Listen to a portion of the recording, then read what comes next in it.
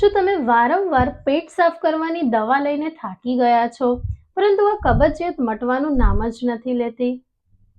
આયુર્વેદ પ્રમાણે કોન્સ્ટિપેશન એ દવા વગર પણ ક્યોર કરી શકાય છે. પ્રોબ્લેમ એ તમારા પેટમાં નથી, પરંતુ તમારી પાચન શક્તિમાં છે.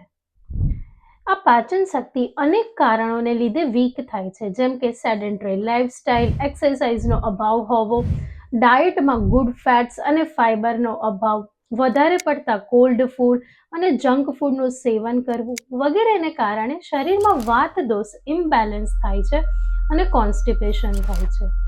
તો એને દૂર કરવા માટે રાત્રે સૂતા પહેલા 1 ગ્લાસ દૂધમાં 1 ચમચી ગાયનું ઘી નાખીને એ દૂધનું સેવન કરવું જોઈએ. કારણ કે આ દૂધનું સેવન કરવાથી શરીરમાં વાત દોષ બેલેન્સમાં આવે છે, તેમજ આ ડ્રાયનેસ દૂર થાય છે, એટલે નેચરલી જ મોશન્સ થાય છે. આ કોન્સ્ટિપેશન દવાથી નહીં પરંતુ રૂટીનથી ક્યોર થાય.